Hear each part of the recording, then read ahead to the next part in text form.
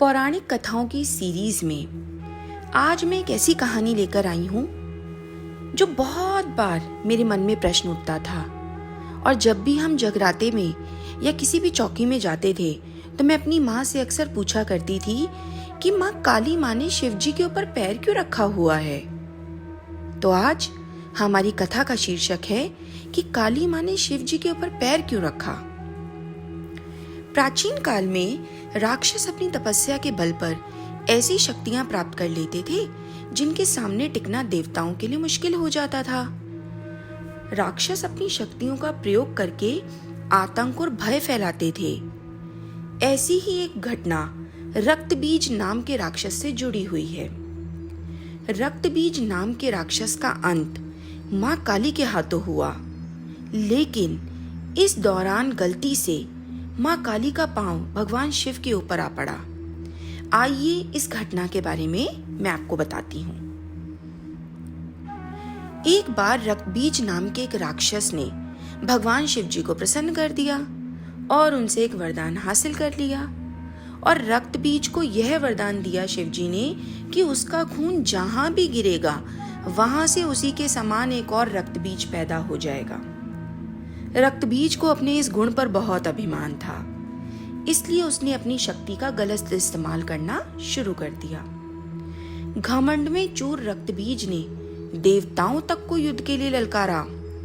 देवता रक्तबीज से लड़ने के लिए आ गए, लेकिन क्या करते, जहां भी उसका रक्त गिरता वहां से एक और रक्तबीज पैदा हो जाता।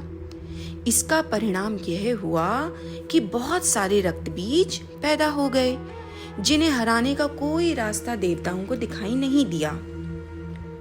घबरा कर सभी देवता मां दुर्गा के पास पहुंचे और अपने प्राणों की भीख मांगने लगे।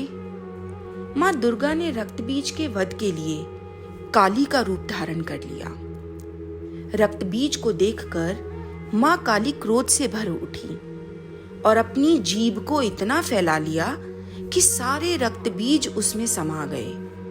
अब जहां भी रक्तबीज का रक्त गिरता मां काली उसे पी जाती। रक्तबीज को समाप्त करते हुए मां इतनी क्रोधित हो गईं कि उन्हें शांत करना मुश्किल हो गया।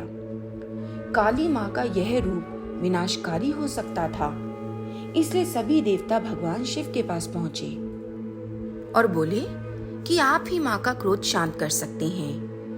अब मां को काली के क्रोध को शांत करना भगवान शिव के लिए भी आसान नहीं था, इसलिए उन्होंने क्या किया, वे मां काली के रास्ते में लेट गए, मार्ग में लेट गए।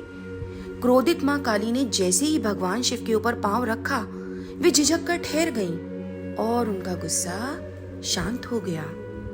इस तरह भगवान शिव ने देवताओं की मदद की और मां काली के गुस्से को शांत किया, नहीं तो सृष्टि के लिए बहुत भयानक हो सकता था।